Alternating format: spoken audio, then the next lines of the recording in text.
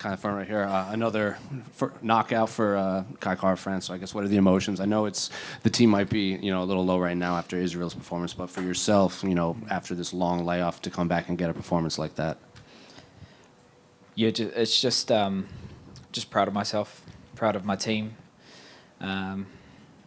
This year that I guess, took time away just to, I guess, prioritize what's most important, and that to me, that's my whānau, that's my wife and my 2 kids. So just giving them time to, of being present and giving them all my attention, and then when the time was right, step back into my normal setting and build for this fight, and just be firing on every level, physically, emotionally, spiritually, and tonight just executed everything that we've been working towards in the last 12 weeks. So it's a pretty surreal feeling, and just to have everything come together this week. Felt so calm in there tonight, and definitely made a statement that don't count me out, and remind everyone I'm one of the best flyweights. And you said this is what you had been working for up until this moment. So is this how you saw the fight playing out, or you expecting a 3-round war with Steve? Steve's such a crafty fighter. He's setting up traps, and he's quite big and rangy for the flyweight division. So I had to set everything up. I couldn't just expect to wing punches and think that was going to connect.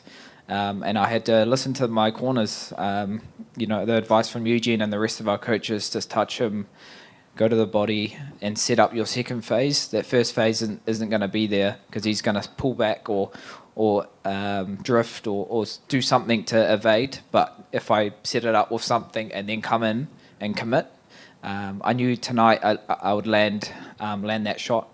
I didn't know if it was going to be in the first round, but once I had him hurt, it's instinct for me. It's muscle memory. I know when someone's hurt, and I know when to go for that kill shot. And just tapped into the God of War tonight, Tu Matoinga, which is something I channel. I'm not that nice family man.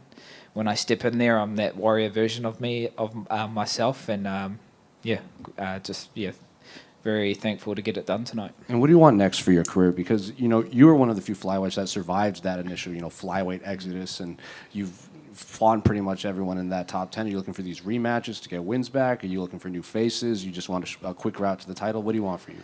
Well, if you break down this fight, I just bet the guy that everyone thought should have been the champion. I just bet him in the first round. Just taking time away from the sport, coming back in, making a statement with my actions. I've heard the UFC want to bring in this guy from Japan called Kai, but I'm the real Kai. This is my home. You can't just come in and think you can bang with the big dogs because you think you're good. It doesn't work like that. You got to earn it. And I've been in this company for a while now. I fought everyone in this flyweight division, and I've told it time and time again. I'm going to let my actions be my loudest voice, and I'm making noise now. So Alejandro Pantoja, I know he doesn't have a fight booked. I might have just leapfrogged my way back into a title shot, so that's how I see it happening. Well, I assume you're speaking of Kaya Sakura from Ryzen. If they asked you to, welcome him to the UFC, would that be something you'd be interested in? Because I think Pantoja doesn't want to fight till maybe December, and I'm sure he might want to fight even earlier. Kaya Sakura, that is. Well, if they want me to fight for the title, I would happily wait till December. I only want to fight, or I want to fight before the end of the year. And if that aligns and they want to make that happen, me and Pantoja have a history. We've shared the octagon season 24 on The Ultimate Fighter. It was only a 2-round fight, so it didn't really couldn't really showcase all our skills cutting weight, week in, week out on that show.